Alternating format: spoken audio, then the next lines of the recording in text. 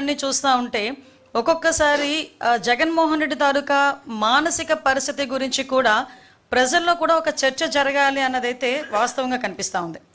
ఎందుకంటే ఇప్పుడు మనం చూసేసరికి సాధారణంగా అండి పబ్లిక్లో ఎవరైనా మహిళల మీద నీచంగా మాట్లాడిన నేతలపై అతను ముఖ్యమంత్రిగా ఉండేటప్పుడు ఏ రోజు కూడా చర్యలు తీసుకోలేదు. పైగా అతను కూడా వెకిలిగా నవ్వే పరిస్థితులు కూడా కనిపించినాయి.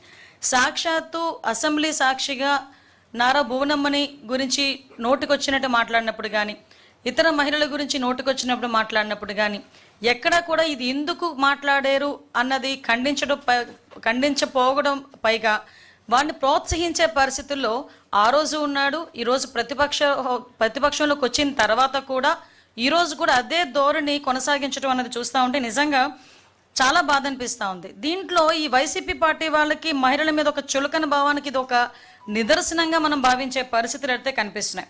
ఎస్పెషల్లీ మనం చూసుకుంటేనండి ఈరోజు పబ్లిక్లో మీ అందరూ కూడా చూశారు, ఈరోజు జగన్మోహన్ రెడ్డి తాలూకా యాత్రను కూడా చూశారు. అంటే ఒక ప్రజాస్వామ్యంలో ఉన్నాడు, 5 సంవత్సరాలు ముఖ్యమంత్రి చేశాడు.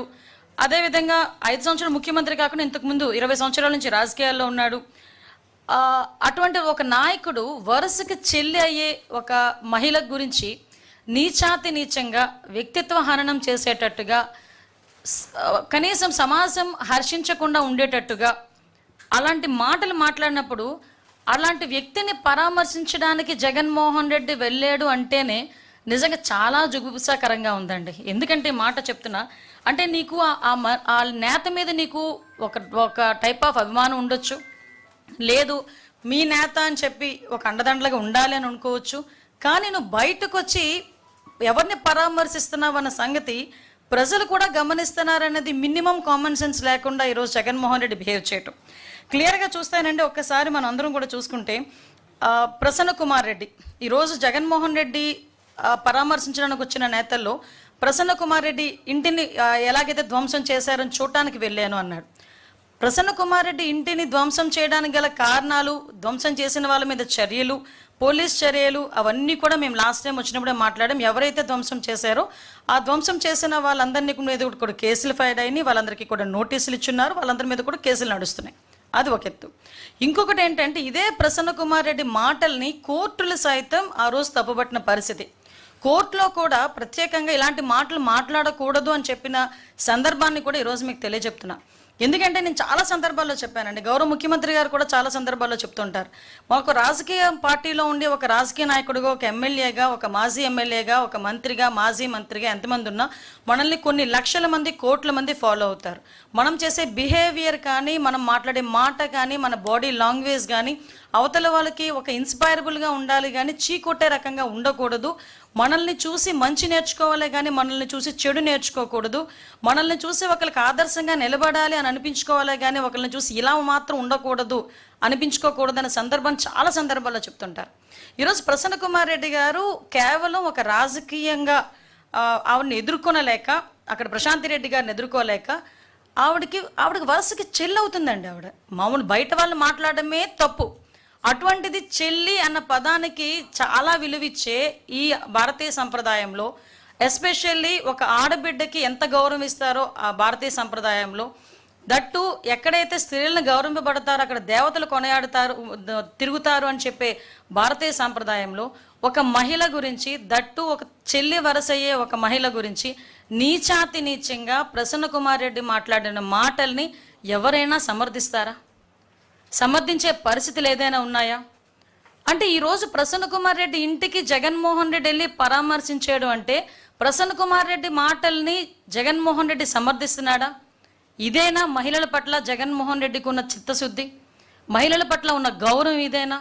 మాట్లాడితే నా అక్క చెల్లెములు అని చెప్పి ఊదరగొట్టాడు కదా.